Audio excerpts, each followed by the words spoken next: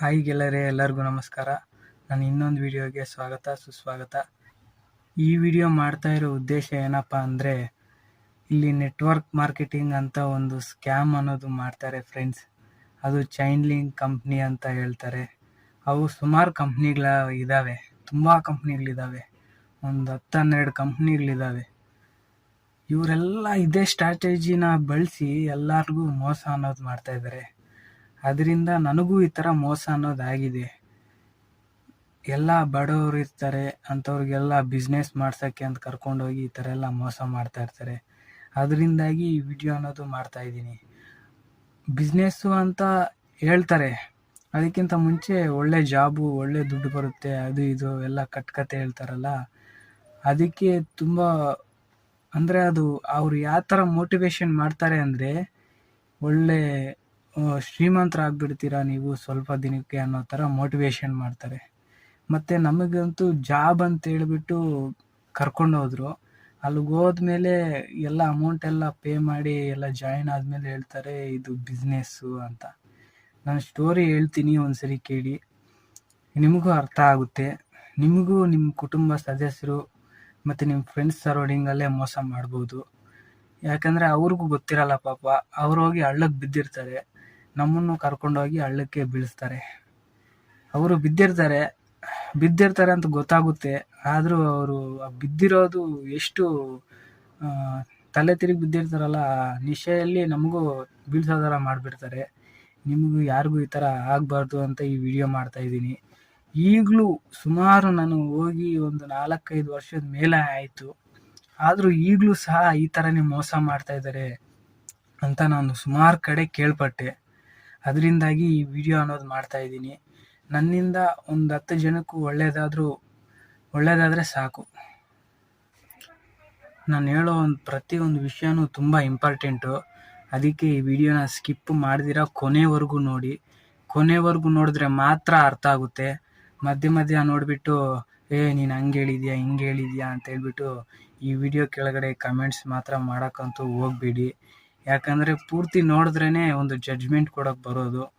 ಯಾರೇ ಆಗಿರಲಿ, ಆ ಕಂಪ್ನಿಯಲ್ಲಿ ಸೇರಿ ಕೆಲಸ ಮಾಡ್ತಾ ಇರ್ತಾರಲ್ಲ, ಈ ಕೆಳಗಡೆ ಕೆಟ್ಟದಾಗಿ ಯಾರು ಕಮೆಂಟ್ಸ್ ಮಾಡ್ತಾರೋ ಆ ಕಂಪ್ನಿಯಲ್ಲಿ ಇರೋರೇ ಅಂತ ಅರ್ಥ ಮಾಡ್ಕೊಳ್ಳಿ. ಇನ್ನೇನು, ನಾನು ಸ್ಟೋರಿನ ಸ್ಟಾರ್ಟ್ ಮಾಡ್ತೀನಿ ನೋಡಿ. ನಾನು ಎಲ್ಲ ಕಾಲೇಜ್ಗೆ ಹೋಗ್ಕೊಂಡು ಎಲ್ಲ ಸ್ಟೂಡೆಂಟ್ಸ್ ಥರನೇ ನಾನು ಒಬ್ಬ ಬೇರೆ ಬೇರೆ ಕೆಲಸ ಎಲ್ಲ ಮಾಡ್ತಿದ್ದೆ. ಅಡುಗೆ ಕೆಲಸ ಅಂತೆ, ಡ್ರೈವಿಂಗ್ ಕೆಲಸ ಅಂತೆ ಎಲ್ಲ ಮಾಡ್ತಾಯಿದ್ದೆ. ಏನು ಕೆಲಸ ಸಿಗುತ್ತೋ ಎಲ್ಲ ಕೆಲಸಕ್ಕೂ ಹೋಗ್ತಿದ್ದೆ ಗುರು ನಾನು. ಆದರೆ ಮಧ್ಯದಲ್ಲಿ ಏನಾಯಿತು ಅಂದರೆ, ನನ್ನ ಫ್ರೆಂಡ್ ಒಬ್ಬ ಕೆಲ್ಸಕ್ಕೆ ಹೋಗಬೇಕು, ನಾನು ಕೆಲ್ಸಕ್ಕೆ ಹೋಗ್ತಾಯಿದ್ದೀನಿ, ಏನಾದ್ರು ಕೆಲಸ ಇದ್ದರೆ ಹೇಳು ಅಂತ ಹೇಳಿದ್ದ ನನಗೆ. ನಾನು ಈ ಥರ ಎಲ್ಲ ಕಡೆ ವಿಚಾರಣೆ ಮಾಡಿದಾಗ ಇಲ್ಲಿ ಸತಾರ ಹತ್ರ ಒಳ್ಳೆ ಕೆಲಸ ಐತಂತೆ. ತಿಂಗಳಿಗೆ ಒಂದು 50-60 ಸಾವಿರ ಕೊಡ್ತಾರಂತೆ. ಸ್ಟಾರ್ಟಿಂಗಲ್ಲಿ ಒಂದು 20,000 15,000 ಕೊಡ್ತಾರಂತೆ. ಹೋಗ್ತಾ ಒಳ್ಳೆ ಕೆಲಸ ಮಾಡ್ತಾ ಅದ್ರ ಮೇಲೆ ಡಿಪೆಂಡ್ ಆಗುತ್ತಂತೆ ಸ್ಯಾಲ್ರಿ ಅಂತೇಳಿದ್ದ ನನಗೆ. ನಾನು ಈ ಥರ ಹೇಳಿದೆ, ಅಷ್ಟು ದೂರ ಬೇಡ ಅಂತಂದ ನನ್ನ ಫ್ರೆಂಡ್ ಅವನು. ಸರಿ ಆಯಿತು, ನಾನು ಬರ್ತೀನಿ ಬಾ, ಇಬ್ಬರು ಜೊತೆಗೆ ಹೋಗೋಣ, ನಿನಗಿಷ್ಟ ಆದರೆ ಮಾಡು, ಇಲ್ಲ ಅಂದರೆ ಬೇಡ ಬಾ, ವಾಪಸ್ ಬಂದುಬಿಡೋಣ ಅಂತ ಹೇಳಿದೆ. ಸರಿ ಆಯಿತು ಅಂತ ಇಬ್ಬರು ಲಗೇಜ್ ಎಲ್ಲ ಪ್ಯಾಕ್ ಮಾಡಿಕೊಂಡು, ಮತ್ತು ನಾನು ಅದೇ ದಿನ ನನ್ನ ಹಾಸ್ಟೆಲಲ್ಲಿ ನಾನು ಫೋನ್ ಒಂದು ಕಳ್ಕೊಂಡ್ಬಿಟ್ಟಿದ್ದೆ.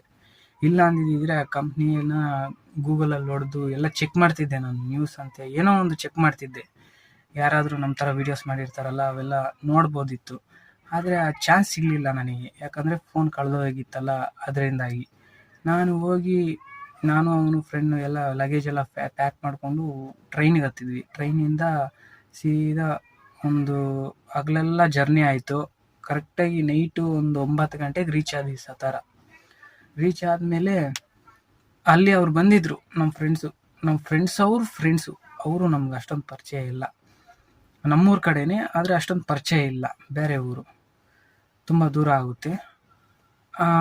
ಬಂದು ನಮ್ಗೆ ಪಿಕಪ್ ಮಾಡಿಕೊಂಡ್ರು, ಅವ್ರ ರೂಮಿಗೆ ಕರ್ಕೊಂಡು ಹೋದರು. ಮತ್ತು ಆವತ್ತು ನೈಟೇ ಬಂದರು. ಅವ್ರು ಯಾರು, ನಮಗಿಂತ ಸೀನಿಯರ್ಸ್ ಅಂತೆ ಅವರು, ಅಂದರೆ ಆರ್ ಡಿ ಲೆವೆಲಲ್ಲಿರೋರಂತೆ ಅವರು. ಬಂದು, ಓಹೋ ನೀವು ಬಂದಿದ್ದೀರಾ, ಓಕೆ, ನಿಮ್ಮ ಫ್ರೆಂಡ್ ಬಿಟ್ಟು ಬರೋಕ್ಕೆ ಬಂದ್ರಾ, ಹಂಗೆ ಏನೇನೋ ಮಾತಾಡಿದ್ರು. ನಿಮಗೂ ಒಳ್ಳೆ ಆಪರ್ಚುನಿಟಿ, ನೀವು ಒಂದ್ಸರಿ ಟ್ರೈ ಮಾಡ್ಬೋದಲ್ಲ ಅಂತಂದರು. ನಾಳೆ ಬಂದು ಎಲ್ಲ ಹೇಳ್ತೀವಿ ಅಂತಂದರು. ಒಂದು 3-4 ದಿನ ಹೆಂಗೆ ಮೋಟಿವೇಟ್ ಮಾಡ್ತಾರೆ ಗೊತ್ತಾ ಗುರು. 3-4 ದಿನ ಅವರು ಎಲ್ಲೆಲ್ಲಿ ಹೋಗ್ತಾರೆ, ಏನೇನು ಆಗ್ತಿದೆ, ಪಕ್ಕದಲ್ಲಿರೋ ಫ್ರೆಂಡ್ಸಿಗೆ ಗೊತ್ತು ಅದು. ಆದರೆ ಇವನು ಹಳ್ಳಕ್ಕೆ ಬೀಳಬೇಕು ಅಂತ ಏನೂ ಹೇಳೋದೇ ಇಲ್ಲ. ದುಡ್ಡು ಕಟ್ಟೋ ತನಕ ಏನೂ ಹೇಳೋದೇ ಇಲ್ಲ. 1-2 ದಿನ ರೂಮಲ್ಲಿ ಇಟ್ಕೊಂಡು ಅದು ಇದು ಏನೇನೋ ತುಂಬಿದ್ರು ತಲೆಗೆ. ಈ ಥರ ಲೆವೆಲ್ಲೆಲ್ಲ ಇರುತ್ತೆ ಅದು ಇದು ಅಂತ ಏನು ಹೇಳಿಲ್ಲ ಅವರು. ನಾನು ನನ್ನ ಫ್ರೆಂಡ್ ಜಾಯಿನ್ ಆಗಿಬಿಟ್ಟ. ಮೀಟಿಂಗಿಗೆ ಕರ್ಕೊಂಡು ಹೋಗಿದ್ರು ಫಸ್ಟು. ಮೀಟಿಂಗ್ ಎಲ್ಲ ಮಾಡ್ಕೊಂಡು ಬಂದಮೇಲೆ ಅದರಲ್ಲೆಲ್ಲ ಹೇಳಿದ್ರು. ಮತ್ತು ನಾವು ಆ ಮೀಟಿಂಗಲ್ಲಿ ಕ್ವಶನ್ ಕೇಳೋಂಗಿಲ್ಲ. ಅವ್ರೇನು ಹೇಳ್ತಾರೆ ಎಲ್ಲ ಕೇಳಬೇಕಷ್ಟೇ ಹೊರತು ನಾವು ಕ್ವಶನ್ ಕೇಳೋಂಗಿಲ್ಲ.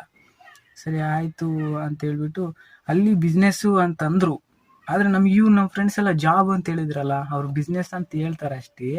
ಹಂಗೆ ಹಿಂಗೆ ಅಂತ ಏನೇನೋ ಕವರ್ ಕೊಟ್ಟಿದ್ರು. ಯಾಕಂದರೆ ಹೋಗ್ತಾ ಹೋಗ್ತಾ ನಿಮ್ಮ ಲೆವೆಲ್ ಚೇಂಜ್ ಆಗ್ತಾ ಇರುತ್ತಲ್ಲ, ಅದಕ್ಕೆ ನೀವು ಬಿಸ್ನೆಸ್ ಮಾಡ್ದಂಗೆ ಅಲ್ಲ ಅಂತ ಹೇಳ್ಬಿಟ್ಟು ಏನೇನೋ ಕತೆ ಹೇಳಿದ್ರು ಗುರು. ಅದಕ್ಕೆಲ್ಲ ಫ್ಲಾಟ್ ಆಗಿಬಿಟ್ವಿ ನಾವು. ಅಂದರೆ ಎಂಥವ್ರನ್ನಾದರೂ ಫ್ಲಾಟ್ ಮಾಡಿಬಿಡ್ತಾರೆ ಅವರು. ನಾವು ಫ್ಲಾಟ್ ಆಗಿಬಿಟ್ವಿ. ಅದಾದಮೇಲೆ ನನ್ನ ಫ್ರೆಂಡ್ ಅಮೌಂಟ್ ಕಟ್ಟದ. ನನ್ನ ಹತ್ರ ದುಡ್ಡಿಲ್ಲ ಅಂತ ಹೇಳಿದ್ದೆ ಅವರಿಗೆ. ಸರಿ ಆಯಿತು ಅಂತ ಊರಿಗೆ ಹೋಗಿ ತರ್ತೀನಿ ಅಂತ ಊರಿಗೆ ಬಂದುಬಿಟ್ಟೆ. ನನ್ನ ಫ್ರೆಂಡು ಅವ್ರ ಮನೆಗೆ ಫೋನ್ ಮಾಡಿ ಹಾಕ್ಸ್ಕೊಂಡು ಕಟ್ಟಿದ್ದ. ಅವನು ಹೇಳಿಲ್ಲ ನನಗೆ. ಅವನಿಗೂ ಗೊತ್ತಿಲ್ಲ ಪಾಪ. ಅವನಿಗೂ ಎಲ್ಲೂ ಕರ್ಕೊಂಡೇ ಹೋಗಿಲ್ವಂತೆ. ನಾನು ದುಡ್ಡು ಹಾಕಿ ಬರೋ ತನಕ ಅವನಿಗೂ ಎಲ್ಲೂ ಕರ್ಕೊಂಡು ಹೋಗ್ಲಿಲ್ವಂತೆ. ನಾನು ದುಡ್ಡು ತಗೊಂಡು ಬರಬೇಕು ಅಂತೇಳಿ ಅವನು ಎಲ್ಲೂ ಏನು ಮಾಡ್ದಿರ, ಏನು ಅದರ ಬಗ್ಗೆ ಏನು ಹೇಳ್ದಿರ ಹಂಗೆ ಇಟ್ಕೊಂಡಿದ್ರಂತೆ. ಅವನಿಗೆ ಒಂದು ಬ್ಯಾಗು, ಅದರಲ್ಲಿ ಪ್ರಾಡಕ್ಟ್ಸ್ ಎಲ್ಲ ಕೊಟ್ಟಿದ್ರು. ಅದೇ glaze trading India private limited ಅದರದ್ದೇ ಬ್ಯಾಗ್ ಅಂತೆ, ಕಂಪ್ನಿ ಪ್ರಾಡಕ್ಟ್ಸ್ ಅಂತೆ.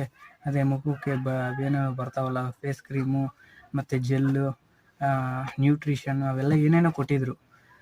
ಮತ್ತು ನಾನು ಹೋಗಿ ಈ ಥರ ಮತ್ತೆ ಫೋನ್ ಮಾಡಿ ತುಂಬ ಫೋರ್ಸ್ ಮಾಡ್ತಾ ಇದ್ದಿದ್ದಕ್ಕೆ ಸರಿ ಆಯಿತು ನೋಡೋಣ, ಒಂದು ಚಾನ್ಸ್ ಐತಲ್ಲ, ನಾವು ಶ್ರೀಮಂತರಾಗ್ಬೋದಲ್ಲ. ನಮ್ಮದು ಮಿಡಲ್ ಕ್ಲಾಸ್ ಕುಟುಂಬನೇ, ಸ್ವಲ್ಪ ಅದಕ್ಕಿಂತ ಕಮ್ಮಿನೇ, ಬಡವರೇ ನಾವು ನಮ್ಮ ಲೈಫ್ನ ಚೇಂಜ್ ಮಾಡ್ಕೋಬೋದು ಅಂತ ಅಂದ್ಕೊಂಡೆ. ನಾನು ತುಂಬ ಕಷ್ಟದಲ್ಲಿದ್ದೆ. ಸರಿ ಆಯಿತು ಅಂತೇಳ್ಬಿಟ್ಟು ಸಾಲ ಮಾಡಿ ಬೆಂಗಳೂರಿಗೆ ಹೋಗಿ ಸತಾರಾಗಿ ಬಸ್ಸಲ್ಲಿ ಹೋದೆ ಗುರು. ಸ್ಲೀಪರ್ ಬಸ್ಸಲ್ಲಿ ಹೋಗಿ ನೋಡ್ತೀನಿ, ಅಮೌಂಟ್ ಎಲ್ಲ ಕಟ್ಸ್ಕೊಂಡು ಒಂದು ಬ್ಯಾಗ್ ಕೊಟ್ಟರು, ಪ್ರಾಡಕ್ಟ್ ಕೊಟ್ಟರು. ಮತ್ತು ರೂಮಿಗೆ ಕರ್ಕೊಂಬಂದು ಒಂದು 2-3 ದಿನ ಕೂರಿಸ್ಕೊಂಡು, ಇದು ಲೆವೆಲ್ ಇರುತ್ತೆ, ಇದರಲ್ಲಿ ನಾವು ಜನನ್ನ ಜಾಯಿನ್ ಮಾಡಬೇಕು, ಪ್ರಾಡಕ್ಟ್ಸ್ನ ಸೇಲ್ ಮಾಡೋ ಥರ ಮಾಡಬೇಕು. ಆ ಥರ ನಮಗೆ ಕೆಳಗಡೆ ಒಂದು ಚೈನ್ ಅನ್ನೋದು ಇದಾಗುತ್ತೆ. ಅದು ನಮ್ಮ ಕೆಳಗಡೆ ಎಷ್ಟು ಜನ ಜಾಸ್ತಿ ಆಗ್ತಾರೋ ಅಷ್ಟು ಜನದ ಮೇಲೆ CD ಅಂತೆ, RD ಲೆವೆಲ್ ತನಕ ಹೋಗೋ ತನಕ ಚಾನ್ಸ್ ಇರುತ್ತೆ. ಆವಾಗ ಒಳ್ಳೆ ದುಡಿಮೆ ಬರುತ್ತೆ ನಮಗೆ ಅಂತ. ನಮಗೆ ಕಾರ್ ಸಿಗುತ್ತೆ, ಮನೆ ಸಿಗುತ್ತೆ, ಎಲ್ಲ ಕಟ್ಕೊಳ್ಳೋದಕ್ಕೆ ಒಂದು ಅಮೌಂಟ್ ಅನ್ನೋದು ಸಿಗುತ್ತೆ ನಮಗೆ ಅಂತ. ಈ ಲೆವೆಲ್ಲುಗಳು ಕ್ಲೀನಾಗಿ ಹೇಳಕ್ಕೆ ಬರ್ತಿಲ್ಲ, ಯಾಕಂದರೆ ನಾನು ತುಂಬ ದಿನ ಆಯ್ತಲ್ಲ, ಮರ್ತೋಗಿದ್ದೀನಿ. ಈ ಥರ ಎಲ್ಲ ಹೇಳಿದ್ರು. ಈಗಲೂ ಐತೆ ಮನೆಯಲ್ಲಿ ಅದು glaze trading India private limited ಇದು ಬ್ಯಾಗ್ ಒಂದೈತೆ, ಪ್ರಾಡಕ್ಟ್ಸ್ ಐತೆ. ಮತ್ತು ಇದೆಲ್ಲ ಅರ್ಥ ಮಾಡ್ಕೊಂಡಿದ್ದಾದಮೇಲೆ ನನಗೆ ಗೊತ್ತಾಗ್ಬಿಡ್ತು, ಇದೊಂದು ನೆಟ್ವರ್ಕ್ ಮಾರ್ಕೆಟಿಂಗ್, ನಮ್ಮ ಕೆಳಗಡೆ ಜನನ್ನ ಜಾಯಿನ್ ಮಾಡಬೇಕು ಅಂತ. ಇದಕ್ಕೂ ಮುಂಚೆನೇ ನಾನು ಅಲ್ಲಿ ಹೋಗಿದ್ನಲ್ಲ, ಸುಮಾರು 4-5 ವರ್ಷದ ಹಿಂದೆ, 2020 ಅನಿಸುತ್ತೆ ನಾನು ಹೋಗಿದ್ದು. ಅದಕ್ಕಿಂತ ಹಿಂದೆನೇ, ಅದ್ರ 2-3 ವರ್ಷ ಹಿಂದೆನೇ ರಾಯಲ್ ಹಾಲಿಡೇಸ್ ಅಂತ ನನಗೆ ಗೊತ್ತಿತ್ತು. ಅದಕ್ಕೆ ನಾನು ಜಾಯಿನ್ ಆಗಲಿಲ್ಲ. ಅಂದರೆ ಅವ್ರು ಕ್ಲೀನಾಗಿ ಹೇಳಿದರು ನನಗೆ, ಹಿಂಗೆ ಇರುತ್ತೆ, ಈ ಥರನೇ ಇರುತ್ತೆ ಅಂತ. ಅವರೆಲ್ಲ ಕ್ಲೀನಾಗಿ ಹೇಳಿದರು. ಇದರಲ್ಲಿ ನೋಡಿದ್ರೆ ಈ ಥರ ಹಳ್ಳಕ್ಕೆ ತಳ್ಳಿಬಿಟ್ರು.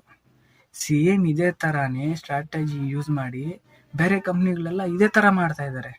ನಾನು ಇದು ಕೆಟ್ಟದ್ದು ಅಂತ ಹೇಳ್ತಿಲ್ಲ, ಅದು ಮೈನ್ ಏನೈತೋ ಅದು ಹೇಳ್ಬಿಟ್ಟು ಇದು ಮಾಡಬೇಕು. ಇದರಲ್ಲಿ ಪ್ರಾಡಕ್ಟ್ಸ್ ಇರ್ತವೆ, ಸೇಲ್ ಮಾಡಬೇಕು, ನಿಮ್ಮ ಕೆಳಗಡೆ ಇನ್ನೊಬ್ಬರನ್ನು ಜಾಯಿನ್ ಮಾಡ್ಬೋದು, ಅದರಿಂದನೂ ಅರ್ನಿಂಗ್ ಆಗುತ್ತೆ ಅಂತ ಹೇಳ್ಬೋದು. ನನ್ನ ಫ್ರೆಂಡ್ ಒಬ್ಬ ಇದ್ದಾನೆ, ಅವನು ಸುಮಾರು 2-3 ವರ್ಷದಿಂದ ಅಲ್ಲೇ ಇದ್ದಂತೆ. ಅವನಿಗೆ ಬರೀ 400 ರೂಪಾಯಿ ಬಂದೈತಿ. 400 ರೂಪಾಯಿಗೋಸ್ಕರ ಅಷ್ಟು ದೂರ ಹೋಗಿ 3 ವರ್ಷ ಕಷ್ಟಪಡಬೇಕಾ? ತಿಂಗಳಿಗೆ 400 ರೂಪಾಯಿ 500 ರೂಪಾಯಿ ಬರ್ತಿತ್ತಂತೆ. ಅದು ಕೂಡ ಅಲ್ಲಿ ನಾವು ಒಂದು ಹೊತ್ತು ಊಟ ಮಾಡ್ಕೊಂಬರೋ ಅಷ್ಟೊತ್ತಿಗೆ ಖರ್ಚಾಗ್ಬಿಡುತ್ತೆ. 4-5 ಜನ ಹೋಗಿ ಊಟ ಮಾಡ್ಕೊಂಬರೋ ಅಷ್ಟೊತ್ತಿಗೆ. ಯಾಕಂದರೆ ಎಲ್ಲರೂ ಒಂದೇ ಸರಿನೇ ಹೋಗ್ತಿದ್ರು ಊಟಕ್ಕೆ. ನಾವು ವಡಾಪಾವ್ ಅಂತೆ, ಟೀ ಅಂತೆ, ಇವನ್ನೇ ಕುಡ್ಕೊಂಡು ಜೀವನ ಮಾಡ್ತಿದ್ದೀವಿ ಅಲ್ಲಿ 2-3 ದಿನ, ಒಂದು ವಾರನೇ ಅಂದ್ಕೊಳ್ಳಿ.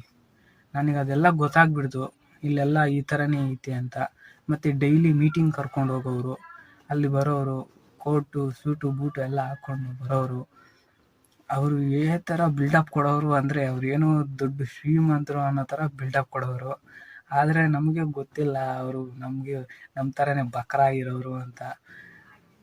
ಸರಿ ಆಯಿತು, ಒಂದು ಒಳ್ಳೆ ಗಾಡಿ ಅಂತೆ, ಬೈಕಲ್ಲಿ, ಕಾರುಗಳಲ್ಲೆಲ್ಲ ಬರೋರು. ನಾನು ನಂಬಿಟ್ಟಿದ್ದೆ. ಮತ್ತೆ ಅದಾದಮೇಲೆ ಗೊತ್ತಾಯಿತು ನನಗೆ, ಒಂದು ವಾರದಲ್ಲೇ ತಿಳ್ಕೊಬಿಟ್ಟೆ ನಾನು, ಈ ಥರ ಎಲ್ಲ ಮೋಸ ಮಾಡಿದ್ದಾರೆ, ನನಗೆ ಮೋಸ ಆಗೈತೆ, ಇಲ್ಲಿ ತುಂಬ ದಿನ ಇರೋದೆಲ್ಲ ಒಳ್ಳೆಯದಲ್ಲ ಅಂತ ಗೊತ್ತಾಗ್ಬಿಡ್ತು. ಅಲ್ಲಿಂದ ನನಗೆ ಇನ್ಕಮ್ ಪ್ರೂಫ್ ತೋರಿಸಿ, ನಿಮ್ಮ ಅಕೌಂಟ್ ಬ್ಯಾಲೆನ್ಸ್ ತೋರಿಸಿ, ನಿಮಗೆ ಬಂದಿರುತ್ತಲ್ಲ ಮೆಸೇಜ್ ತೋರಿಸಿ ಅಂದರೆ ಏನೂ ತೋರಿಸ್ತಾನೆ ಇರಲಿಲ್ಲ. ನನ್ನ ಫ್ರೆಂಡ್ ಒಬ್ಬ ತೋರಿಸಿದ್ದ, 400 ರೂಪಾಯಿ 500 ರೂಪಾಯಿ, ಈಗ ಹೇಳಿದ್ನಲ್ಲ, ತೋರಿಸಿದ್ದ ಅವನು, ಬರೀ 400 ರೂಪಾಯಿ 500 ರೂಪಾಯಿ. ಸರಿ ಆಯ್ತಪ್ಪ, ಹಳ್ಳಿಗೆ ಬಿದ್ದಿದ್ದೀನಿ, ಮತ್ತೆ ಇನ್ನೇನು ಮಾಡೋಕ್ಕಾಗೋದಿಲ್ಲ, ನಂದೇನೈತೋ ನಾನು ಅನುಭವಿಸ್ಕೊಂಡು ಹೋಗ್ತೀನಿ ಅಂತ ಹೇಳ್ಬಿಟ್ಟು ಅಲ್ಲಿಂದ ಸೀದಾ ಟ್ರೈನಿಗೆ ಹೋಗಿ ಟ್ರೈನಿಗೆ ಹತ್ತಿದೆ. ಟ್ರೈನಿಗೆ ಹತ್ತಲಿಲ್ಲ, ಬಸ್ಸಿಗೆ ಹತ್ತಿದೆ. ಬಸ್ಸಿಂದ ಸೀದಾ ನಾನು ನನ್ನ ಫ್ರೆಂಡ್ ವಾಪಸ್ ಬಂದ್ಬಿಟ್ಟು ಟ್ರೈನಿಗೆ ಬಂದಿದ್ದು. ಹೋಗೋವಾಗ ಬಸ್ಸು ಹೋಗಿದ್ದು, ಬರಬೇಕಾದ್ರೆ ಟ್ರೈನಿಗೆ ಬಂದ್ಬಿಟ್ಟು ಮನೆಗೆ ಹೋಗಿ ಬ್ಯಾಗ್ ಎಲ್ಲ ಇಟ್ಬಿಟ್ಟು, ಅವ್ರು ಸಾಲದವ್ರು ಬಂದು ನನಗೆ ಇಂಥ ಹಿಂಸೆ ಕೊಟ್ಟಿಲ್ಲ. ಅದಕ್ಕೆ ನಾನು ತಲೆನೇ ಕೆಟ್ಟೋಗಿತ್ತು. ಅದೇನೇನೋ ಮಾಡಿ ದುಡ್ಡೆಲ್ಲ ಮತ್ತೆ ವಾಪಸ್ ಕೊಟ್ಟು ಕೆಲ್ಸಕ್ಕೆ ಹೋಗಿ ಫ್ಯಾಕ್ಟ್ರಿಯಲ್ಲಿ ಕೆಲಸ ಮಾಡಿ ದುಡ್ಡು ಕೊಟ್ಟಿದ್ದೀನಿ ನಾನು ವಾಪಸ್. ಮತ್ತು ನನ್ನ ಫ್ರೆಂಡ್ ಇನ್ನೊಬ್ಬ ಅಲ್ಲೇ ಜಾಯಿನ್ ಮಾಡಿದ್ನಲ್ಲ, ಅವನು ವಾಪಸ್ ಬಂದ. ಸುಮಾರು 2 ತಿಂಗಳಾದಮೇಲೆ ಬೆಳಗಾಮು ಆ ಸೈಡೆಲ್ಲ ಸತರ ಆ ಕಡೆ ಎಲ್ಲ ಭಾರಿ ಮಳೆ ಆಗಿ ಟ್ರೈನ್ ಎಲ್ಲ ಅಲ್ಲೇ ನಿಂತ್ಕೊಂಡ್ಬಿಟ್ಟು, ಆ ಟೈಮಲ್ಲಿ ಅವನು ವಾಪಸ್ ಬಂದು ನಿನ್ನಿಂದ ನನಗೆ 20,000 25,000 30,000 ಎಲ್ಲ ಸೇರಿ 30,000 20,000 ಅಲ್ಲಿ ಕಟ್ಟಿರೋದು, 5,000 ಅಲ್ಲಿ ಖರ್ಚು ಮಾಡಿರೋದು, ಮತ್ತು ಹೋಗಿ ಬರೋಕ್ಕೆ ಟ್ರಾವೆಲ್ ಎಕ್ಸ್ಪೆನ್ಸಸ್ಸು ಮತ್ತು ಊಟ ಖರ್ಚು ಅವೆಲ್ಲ ಸೇರಿ 30,000 ಅವ್ನು ಸಾಲ ಮಾಡಿರೋದು. ನಿನ್ನಿಂದ 30,000 ಹೋಯ್ತು ಕಣ. ಅವನು ಅಷ್ಟಿಷ್ಟು ಹಿಂಸೆ ಕೊಡಲಿಲ್ಲ ನನ್ನ ಫ್ರೆಂಡು. ನನಗೆ ಬೇಜಾರಾಗ್ಬಿಡ್ತು. ಈ ಥರ ಇದ್ದಿದ್ದರೆ ನಾನೇ ಹೋಗ್ತಿರ್ಲಿಲ್ಲ, ನನ್ನ ಕರ್ಕೊಂಡೇ ಹೋಗ್ತಿರ್ಲಿಲ್ಲ ಗುರು. ನಾನು ಇಲ್ಲೇ ಫ್ಯಾಕ್ಟ್ರಿಯಲ್ಲೇ ಕೆಲಸ ಮಾಡಿಸ್ಬೋದಿತ್ತು. ಈ ಥರ ಎಲ್ಲ ನಮಗೂ ಅವಮಾನನೇ. ಈಗ ಅವನಿಗೆ ಕರ್ಕೊಂಡೋಗಿ ಅವನಿಗೆ ಲೈಫ್ ಕೊಡ್ತೀವಿ ಅಂತ ಹೇಳ್ತಾರೆ ಅವರು, ಆದರೆ ಲೈಫ್ ಅಲ್ಲ, ಬಿಸ್ಕೆಟ್ ಕೊಟ್ಟ ಹಂಗೆ ಆಗಿಬಿಡುತ್ತೆ. ಈಗ ಅವನ ಜೀವನದಲ್ಲಿ ಅವನು ಸಾಲ ಮಾಡೇ ತಂದಿರ್ತಾರೆ ಅವ್ರ ಅಪ್ಪ ಅಮ್ಮ. ಈಗ ನಾನು ಸಾಲ ಮಾಡಿ ತಂದಿದ್ದು, ಅವರಿಗೆಲ್ಲ ಹೆಂಗೆ ತೀರ್ಸೋಣ? ಮತ್ತೆ ಹೋಗಿ ಫ್ಯಾಕ್ಟ್ರಿಯಲ್ಲಿ ಕಷ್ಟಪಟ್ಟು ತೀರಿಸಿದ್ದಾಯಿತು ನಾನು. ಅವನು ಹಂಗೆ ತೀರಿಸಿದ್ದಾನೆ ಪಾಪ. ಈಗಲೂ ಹೇಳ್ತಾನೆ, ನಿನ್ನಿಂದ ಅಷ್ಟು ದುಡ್ಡು ಹೋಯ್ತು ಅಂತ. ಈ ಥರ ಎಲ್ಲ ಆಗ್ತೈತೆ ನಿಮ್ಮ ರಿಲೇಷನ್ನಲ್ಲಿ. ನನಗೆ ಆಗಿದ್ರೆ ಪಾಪ ಅವರವರು ರಿಲೇಷನ್ ಅವರೆಲ್ಲ ಕರ್ಕೊಂಬಂದು ಜಾಯಿನ್ ಮಾಡಿಸಿದ್ದಾರೆ. ಅಲ್ಲಿ ಸುಮಾರು ಒಂದು 50-60 ಜನ ಇದ್ದಾರೆ. ಒಂದೊಂದು ರೂಮಲ್ಲಿ 10 ಜನ ಇರ್ತಾರೆ. ಅಲ್ಲಿ ಊಟಕ್ಕೂ ಪರದಾಡಬೇಕು ಗುರು. ಅಲ್ಲಿ ಈಗೆಲ್ಲ ನಮ್ಮ ಕರ್ನಾಟಕಕ್ಕೆ ಬಂದೈತಂತೆ. ಕರ್ನಾಟಕ ಎಲ್ಲ ಕಡೆ ಸ್ಪ್ರೆಡ್ ಆಗೈತಿ. ಇದು glaze trading India private limited ಅಂತ ದೊಡ್ಡಬಳ್ಳಾಪುರದಲ್ಲಿ ಮೊನ್ನೆ ನಾನು ಟ್ರಾವೆಲ್ ಮಾಡಬೇಕಾದ್ರೆ ತಿಳ್ಕೊಂಡೆ. ನನ್ನ ಫ್ರೆಂಡ್ ಒಬ್ಬ ಹೇಳ್ದ, ಅದಕ್ಕೆ ಜಾಯಿನ್ ಆಗಬೇಕು ಅಂತ ಹೇಳ್ತಿದ್ದ. ಮತ್ತು ಅರ್ಬಲ್ ಲೈಫ್ ಅಂತೆ, ರಾಯಲ್ ಹಾಲಿಡೇಸು, ಸೇಮ್ ಇದೇ ಟೆಕ್ನಿಕ್ ಥರನೇ ಕೆಲವರೆಲ್ಲ ಹೇಳ್ಬಿಟ್ಟು ನಿಜ ಹೇಳಿ ಇದು ಅಪ್ರೋಚ್ ಮಾಡ್ತಾರೆ. ಮೋದಿ ಕೇರ್ ಅಂತ ಇವೆಲ್ಲ ಕೆಲವರೆಲ್ಲ ನಿಜ ಹೇಳ್ಬಿಟ್ಟು ಇದರಲ್ಲಿ ಬಿಸ್ನೆಸ್ ಇರುತ್ತೆ, ಈ ಥರನೇ ಇರುತ್ತೆ ಅಂತ ಹೇಳ್ಬಿಟ್ಟು ಅಪ್ರೋಚ್ ಮಾಡ್ತಾರೆ. ನಮ್ಗೆ ಇಷ್ಟ ಇದ್ದರೆ ಆಗ್ತೀವಿ, ಇಲ್ಲಾಂದರೆ ಆಗಲ್ಲ ಗುರು. ನಮ್ಗೆ ರಿಸ್ಕ್ ತಗೊಳಕ್ಕೆ ಇಷ್ಟ ಇದ್ದರೆ ಆಗ್ತೀವಿ, ಇಲ್ಲಾಂದರೆ ಇಲ್ಲ. ಕೆಲವರೆಲ್ಲ ಈ ಥರ ಜಾಬ್ ಇರುತ್ತೆ, ಸ್ಯಾಲ್ರಿ ಬರುತ್ತೆ, ಈ ವೆಸ್ಟೀಜ್ ಅಂತೆ, ಮೋದಿ ಕೇರ್ ಅಂತೆ, ಮತ್ತು herbal life, glaze trading India private limited, ಇವೆಲ್ಲ ಇವೆ. ಮತ್ತು ಇನ್ನೂ ಹೊಸ ಹೆಸರುಗಳು ಬೇರೆ ಇದ್ದಾವೆ. ಮತ್ತು ಆ ಪ್ರಾಡಕ್ಟ್ ಎಲ್ಲ ಕೆಲವೊಂದು ಪ್ರಾಡಕ್ಟ್ ಒಳ್ಳೇದಿದ್ರೆ ಕೆಲವೊಂದು ಪ್ರಾಡಕ್ಟ್ ಎಲ್ಲ ಚೆನ್ನಾಗಿಲ್ಲ. ಅದರಿಂದೆಲ್ಲ ತುಂಬ ತೊಂದರೆಗಳಾಗಿದ್ದಾವೆ ಅಂತ ನ್ಯೂಸ್ಗಳೆಲ್ಲ ಬಂದಿದ್ದಾವೆ. ಈ ಅರ್ಬಲ್ ಲೈಫಿಂದು ಎಲ್ಲ ನ್ಯೂಸ್ಗಳೆಲ್ಲ ಬಂದಿದ್ದಾವೆ. ಮತ್ತು ಈ ಗ್ಲೇಸ್ ಟ್ರೇಡಿಂಗ್ ಇಂಡಿಯಾ ಪ್ರೈವೇಟ್ ಲಿಮಿಟೆಡಲ್ಲಿ ತುಂಬ ಜನ ಸೇರಿ ನಮ್ಮ ದುಡ್ಡೆಲ್ಲ ಹಾಳಾಗೈತೆ ಅಂತ ಹೇಳ್ಬಿಟ್ಟು ನ್ಯೂಸ್ಗಳೆಲ್ಲ TV9, ಪಬ್ಲಿಕ್ TV ಇದರಲ್ಲೆಲ್ಲ ಬಂದಿದ್ದಾವೆ. ನಾನೇನಾದರೂ ಸುಳ್ಳು ಹೇಳ್ತಿದ್ರೆ ಬೇಕಾದರೆ ಅದರಲ್ಲಿ ಹೋಗಿ ನೋಡಿ. ಅದಕ್ಕೆ ಈಗ ನಮ್ಮ ರಿಲೇಷನ್ನವ್ರಿಗೆ ಎಲ್ಲ ಯಾವ ಥರ ಉತ್ತರ ಕೊಡಬೇಕು, ಆ ಥರ ಎಲ್ಲ ಅನುಭವಗಳು ಬೇರೆಯವ್ರಿಗೆಲ್ಲ ಆಗಿರುತ್ತೆ. ತುಂಬ ಜನಕ್ಕಾಗಿದೆ ಪಾಪ, ಮೋಸ ಎಲ್ಲ ಆಗಿದೆ. ಸೊ ಅದಕ್ಕೆ ವಿಡಿಯೋ ಮಾಡ್ತಾ ಬೆವರೇ ಬಂದುಬಿಡ್ತು. ನಾನು ಹೇಳಿರೋದ್ರಲ್ಲಿ ಒಂಚೂರು ಮಿಸ್ಟೇಕೇ ಇಲ್ಲ ಗುರು. ಪಾಪ ಬಡವರಾದವರೆಲ್ಲ ಹೋಗಿ ಅಲ್ಲೆಲ್ಲ ಕಟ್ಟಿ ದುಡ್ಡು, ಅವ್ರು ಬಂದು ಇಲ್ಲಿ ಸಾಲ ತೀರಿಸಿ ಅವ್ರು ಏನೇನು ಕಷ್ಟಪಟ್ಟು ದುಡ್ಡು ಹಂಚಿರ್ತಾರೋ ಏನೋ, ಅಲ್ಲೂ ಹೋಗ್ಬಿಟ್ಟು ಯಾರಿಗೋ ಕೈ ದುಡ್ಡು ಕೊಟ್ಟು ಆ ದುಡ್ಡು ವಾಪಸ್ ಬರ್ದಿರಾ ಈ ಕಡೆನೂ ಬರಕ್ ಬಿಡಲ್ಲ ಅವರು. ಈ ವಿಷಯ ಹೇಳೋದೇ ಮರ್ತೋಗಿದ್ದೀನಿ ನಿಮಗೆ. ಈ ಕಡೆ ವಾಪಸ್ ಬರೋದಕ್ಕೂ ಸಹ ಬಿಡೋದಿಲ್ಲ ನಮಗೆ. ಈ ಥರ ಎಲ್ಲ ಇದೇ ಥರನೇ ಆಗೋದು. ಈಗ ಫೇಸ್ಬುಕ್ಕು, ವಾಟ್ಸಪ್ಪಲ್ಲಿ ಒಳ್ಳೊಳ್ಳೆ ಸ್ಟೇಟಸ್ ಹಾಕ್ತಾ ಇರ್ತಾರೆ. ನಾನು ಕಾರ್ ಪರ್ಚೇಸ್ ಮಾಡ್ತಾ ಇದ್ದೀನಿ, ಹೋಮ್ ಪರ್ಚೇಸ್ ಮಾಡ್ತಾ ಇದ್ದೀನಿ, ಬೈಕ್ ಪರ್ಚೇಸ್ ಮಾಡ್ತಾ ಇದ್ದೀನಿ, ಒಳ್ಳೆ ಗೋಲ್ಡ್ ತಗೊಂಡೆ, ಒಳ್ಳೊಳ್ಳೆ ಬಟ್ಟೆ ಹಾಕೊಂಡೆಲ್ಲ ಫೋಟೋಗಳೆಲ್ಲ ಹಾಕ್ತಾ ಇರ್ತಾರೆ. ಅವರೆಲ್ಲ ಕೂಡ ಇದೇ ಥರ ಮಾಡ್ತಾರೆ ಅಂತ ಹೇಳೋಕ್ಕಾಗಲ್ಲ. ಕೆಲವರೆಲ್ಲ ಇದೇ ಥರನೇ ಮಾಡ್ತಾ ಇದ್ದಾರೆ. ಇದನ್ನ ನೋಡಿಬಿಟ್ಟು ಅವ್ರಿಗೆ ಅಪ್ರೋಚ್ ಆಗಿ ನಮ್ಮ ಫ್ರೆಂಡ್ಸ್ ಈ ಥರ ಆಗ್ತಾ ಇದ್ದಾನೆ, ಕಾರ್ ತೊಗೊಂಡ, ಹೆಂಗೆ ತಗೊಂಡ, ನಾನು ತಗೊಳ್ಳೋಣ, ನಾವು ಅದೇ ಥರ ಮಾಡೋಣ ಅಂತ ಹೇಳ್ಬಿಟ್ಟು ಈ ಫೀಲ್ಡಿಗೆ ಇಳಿತಾ ಇರ್ತಾರೆ. ಮೈನ್ ಟಾರ್ಗೆಟೇ ಸ್ಟೂಡೆಂಟ್ಸು, ಯೂತು, ಮತ್ತು ಯಾರ್ಯಾರ ಹತ್ರ ಈಗ ರಿಚ್ ಆಗಬೇಕು ಅಂದ್ಕೊಂಡಿರ್ತಾರೆ, ಬಿಸ್ನೆಸ್ ಮಾಡಬೇಕು ಅಂದ್ಕೊಂಡಿರ್ತಾರೆ, ಇವರೇ ಮೈನ್ ಟಾರ್ಗೆಟ್ ಇವ್ರಿಗೆ. ನೋಡಿ ಯೋಚನೆ ಮಾಡಿ. ಅದ್ರಲ್ಲಿ ಮಾಡಿದ್ರು ಒಳ್ಳೆ ಬಿಸ್ನೆಸ್ಸೇ, ಆದರೆ ಪ್ರಾಡಕ್ಟು ಬೇರೆ ಸರಿ ಇಲ್ಲ ಅಂತ ಹೇಳ್ಬಿಟ್ಟು ಕೆಲವೊಂದು ನ್ಯೂಸ್ಗಳು ಬೇರೆ ಬಂದಿದ್ದಾವೆ. ಯಾಕೆ ಬೇಕು ನಮಗೆ? ರಿಸ್ಕ್ ತಗೊಂಡು ಮಾಡೋರಿದ್ರೆ ಮಾಡಿ, ಇಲ್ಲಾಂದರೆ ಬಿಡಿ ಅಷ್ಟೇ. ನನ್ನ ಓನ್ ಎಕ್ಸ್ಪೀರಿಯನ್ಸ್ ನಾನು ಹೇಳ್ತಾ ಇದ್ದೀನಿ. ಈಗ ನನ್ನ ದುಡ್ಡು ಹೋಯ್ತು, ನನಗೆ ಮೋಸ ಆಗಿದೆ, ಅದಕ್ಕೋಸ್ಕರ ನಾನು ಈ ವಿಡಿಯೋ ಅನ್ನೋದು ಮಾಡ್ತಾಯಿದ್ದೀನಿ. ನನ್ನ ಒಪಿನಿಯನ್ನ ನಾನು ಹೇಳ್ತಾ ಇದ್ದೀನಿ, ನಂದೇನು ತಪ್ಪಿಲ್ಲ. ಮತ್ತು ಆ ಕಂಪ್ನಿಗಳು ಬ್ಯಾಡ್ ಮಾಡಬೇಕು ಅಂತ ಉದ್ದೇಶನೂ ಇಲ್ಲ. ಆ ಕಂಪ್ನಿಗಳು ಒಳ್ಳೇದಾಗಿರ್ಬೋದೇನೋ, ನನಗೆ ಗೊತ್ತಿಲ್ಲ. ಆದರೆ ನನಗೆ ಈ ಥರ ಮೋಸ ಆಗಿದೆ, ಅದಕ್ಕೋಸ್ಕರ ನಾನು ಈ ಥರ ವಿಡಿಯೋ ಮಾಡ್ತಾಯಿದ್ದೀನಿ ಅಷ್ಟೇ. ಈ ವಿಡಿಯೋ ಇಷ್ಟ ಆಗಿದರೆ ಲೈಕ್ ಮಾಡಿ, ಹಾಗೆ ನಿಮ್ಮ ಫ್ರೆಂಡ್ಸ್ ಎಲ್ಲರಿಗೂ ಶೇರ್ ಮಾಡಿ. ನಮ್ಮ ಚಾನಲ್ನ ಹೊಸದಾಗಿ ಯಾರಾದರೂ ನೋಡ್ತಾ ಇದ್ದರೆ ಸಬ್ಸ್ಕ್ರೈಬ್ ಮಾಡ್ಕೊಳ್ಳಿ, ಪಕ್ಕದಲ್ಲಿರೋ ಬೆಲ್ ಬಟನ್ನೇ ಆ್ಯಕ್ಟಿವೇಟ್ ಮಾಡ್ಕೊಳ್ಳಿ. ನಿಮಗೋಸ್ಕರ ಈ ಥರ ವೀಡಿಯೋಸ್ ಮಾಡ್ತಾನೆ ಇರ್ತೀನಿ. ನಿಮಗೆ ನಾಲೆಜ್ ಅನ್ನೋದು, ಯಾಕಂದರೆ ಈ ಥರ ಮೋಸ ಮಾಡೋ ಥರ ಕೆಲವೊಂದು ಇರ್ತಾವಲ್ಲ, ಆ ವಿಷಯಗಳ ಬಗ್ಗೆ ಎಲ್ಲ ತಿಳಿಸ್ತಾ ಇರ್ತೀನಿ.